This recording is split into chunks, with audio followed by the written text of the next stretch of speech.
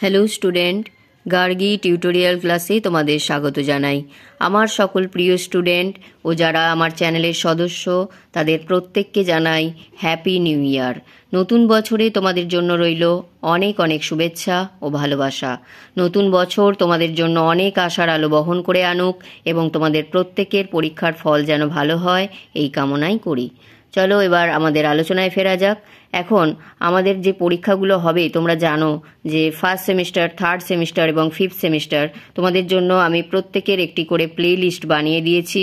সেখানে আমি এতদিন যে ভিডিওগুলো দিয়েছি গুরুত্বপূর্ণ সেগুলো আগে তোমরা কালেক্ট করে নাও।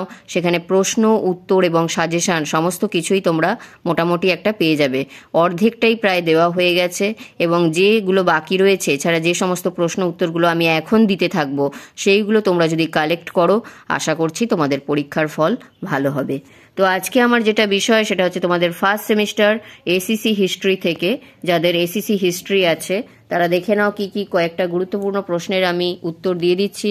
আমি সবসময় তোমাদের দেওয়ার চেষ্টা করি প্রশ্নের সাথে উত্তর, যাতে তোমরা প্রশ্নটাও পাও এবং উত্তরটাও পাও। তাহলে দেখো এখানে যে শর্ট কোয়েশ্চেন কতগুলো দিচ্ছি। সেকেন্ড যে চ্যাপ্টার ঔপনিবেশিকের গঠন, ঐতিহ্যের গঠন, সেখান থেকে দেখো এক হচ্ছে আন্তর্জাতিক স্তরে ভারতীয় শিল্প স্থাপত্য কখন থেকে গুরুত্ব পায়। ভারতীয় শিল্প ও স্থাপত্য যে কোনো ধরনের ঐতিহাসিক গুরুত্ব দেওয়া হয়েছিল শুধুমাত্র ঔপনিবেশিক আমলের আবির্ভাবের সাথে।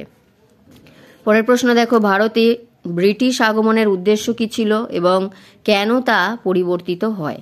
ব্রিটিশরা এই ভূখণ্ডের বিশাল সংস্কৃতি ও জ্ঞানে পুরোপুরি বিস্মিত হয়েছিল যা আগে তাদের অজানা ছিল। বাণিজ্য উদ্দেশ্য সফর হিসাবে যা শুরু হয়েছিল তা শীঘ্রই ভারতকে উপনিবেশে পরিণত করার উদ্দেশ্যে পরিণত হয়। 3 নম্বর প্রশ্ন করবে ব্রিটিশরা ভারতীয় শিল্প স্থাপত্য সংক্রান্ত প্রামাণ্য নথির প্রয়োজনীয়তা কেন অনুভব করেছিল। ব্রিটিশরা প্রামাণ্য নথির প্রয়োজনীয়তা অনুভব করেছিল কারণ তারা উপলব্ধি করেছিল যে ভারত একটি সমৃদ্ধ দেশ যেখানে অন্বেষণ করার জন্য প্রচুর নতুন জিনিস আছে। পরের প্রশ্ন দেখো কবে কোথায় বিস্ময়কর ভারতীয় শিল্প ও স্থাপত্যের প্রদর্শন অনুষ্ঠিত হয়েছিল। 1851 সালে লন্ডনে অনুষ্ঠিত হয়েছিল। মহান প্রদর্শনীর মাধ্যমে বিস্ময়কর ভারতীয় শিল্প ও স্থাপত্যের সংগৃহীত সমস্ত ধরনের বস্তুর পদ্ধতিগত প্রদর্শনের সমাবেশ শুরু হয়েছিল। পরের প্রশ্ন ভারতীয় শিল্পের প্রদর্শন ব্রিটিশদের মনোভাবের কী পরিবর্তন ঘটায়। এই ধরনের সারগ্রাহী বস্তুগুলির প্রদর্শন ব্রিটিশদের আরও কৌতূহলী করে তুলেছিল এবং ঐতিহাসিক তাৎপর্য ধারণ করতে পারে এমন যে কোনো বস্তু সংগ্রহ করার জন্য আরও বেশি অভিপ্রায় তৈরি করেছিল। পরের প্রশ্ন দেখো ওয়ান্ডার ক্যাবিনেট কি। ওয়ান্ডার ক্যাবিনেট বা ওয়ান্ডার রুম হচ্ছে মিউজিয়াম পূর্ববর্তী সংগ্রহশালা যেখানে সংগৃহীত অসাধারণ ও বিস্ময়কর বস্তু রাখা হতো। পরের প্রশ্ন ভারতে ব্রিটিশদের ওয়ান্ডার ক্যাবিনেট তৈরির কী উদ্দেশ্য ছিল। ওয়ান্ডার ক্যাবিনেট সংগৃহীত ভারতীয় শিল্প ও স্থাপত্যের নমুনাগুলির জরিপ, ভালো করে খেয়াল করবে, জরিপ এবং নথিভুক্তিকরণ উদ্দেশ্য নিয়ে তৈরি করা হয়েছিল, তবে এর সাথে একটি বিনোদনের দিকও সংযুক্ত হয়েছিল। পরের প্রশ্ন ভারতীয় শিল্প সম্ভারের জন্য সংগ্রহশালা নির্মাণের প্রয়োজনীয়তা কেন অনুভূত হয়। ব্রিটিশ প্রত্নতাত্ত্বিকদের ভারতীয় শিল্প স্থাপত্য ও স্মৃতিস্তম্ভের সাথে সংযুক্ত ঐতিহ্য, ঐতিহাসিক তাৎপর্য নিয়ে উদ্বেগ ও তার সাথে ভারতীয় শিল্প সামগ্রীর নির্গমনের সাম্রাজ্যবাদী উদ্দেশ্য ভারতীয় শিল্প সম্ভারের জন্য সংগ্রহশালা নির্মাণের প্রয়োজনীয়তা তৈরি হয়। পরের প্রশ্ন কী কারণে লন্ডনে ইন্ডিয়া মিউজিয়াম প্রতিষ্ঠিত হয়। ভারতীয় শিল্পের নিদর্শন সংগ্রহ ও সংরক্ষণের জন্য 1801 সালে লন্ডনে মিউজিয়াম প্রতিষ্ঠিত হয়।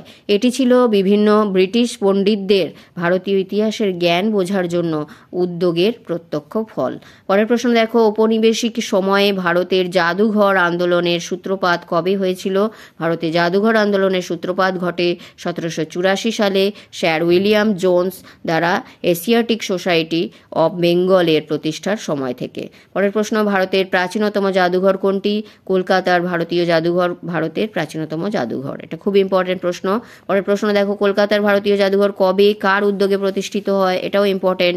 কলকাতার ভারতীয় জাদুঘর উইলিয়াম জোনসের উদ্যোগে এশিয়াটিক সোসাইটির তত্ত্বাবধানে 1814 সালে প্রতিষ্ঠিত হয়। ভারতের জাদুঘর প্রতিষ্ঠার গুরুত্ব কি?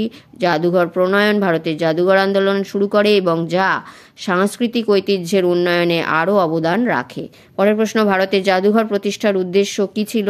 ভারতের জাদুঘর প্রতিষ্ঠার পিছনে মূল লক্ষ্য ছিল ব্রিটিশরা ভারত থেকে যে সমস্ত শিল্প সামগ্রী সংগ্রহ সঞ্চয় করেছিল রেকর্ড হিসাবে তার প্রদর্শন করা। পরের প্রশ্ন, ভারতীয় জাদুঘরগুলিতে সংগৃহীত স্থাপত্য শিল্প সামগ্রীগুলিকে কিভাবে শ্রেণীবদ্ধ করা হয়? সংগৃহীত বস্তুগুলিকে প্রত্নতত্ত্ব, জাতিতত্ত্ব এবং প্রাকৃতিক ইতিহাসের উপর ভিত্তি করে বিস্তৃতভাবে শ্রেণীবদ্ধ করা হয়। তাহলে এই যে গুরুত্বপূর্ণ প্রশ্নগুলো আমি আরেকবার দেখিয়ে দিচ্ছি। এটা তোমাদের যে এই চ্যাপ্টার অর্থাৎ ঔপনিবেশিক ভারতের ঐতিহ্য গঠন, এখান থেকে গুরুত্বপূর্ণ প্রশ্নগুলো শর্ট কোশ্চেন 2 নম্বরের এগুলো দিয়ে দিলাম, এবং পরবর্তীতে এখান থেকে যে বড় প্রশ্নগুলো হবে ইম্পর্টেন্ট সেগুলোও আমি দেওয়ার চেষ্টা করব। এখন থেকে তোমরা এগুলো খাতায় তুলে পরীক্ষার প্রস্তুতি নাও, এবং যদি ভিডিওটি ভালো লাগে একটি লাইক করে দিও, চ্যানেলে নতুন হলে সাবস্ক্রাইব করে নিও, এবং বন্ধুদের মধ্যে অনেক অনেক শেয়ার করে দিও যাতে প্রত্যেকে উপকৃত হয়। এটাই আমাদের চ্যানেলের লক্ষ্য। তাহলে দেখা হচ্ছে আবার পরের ভিডিওতে।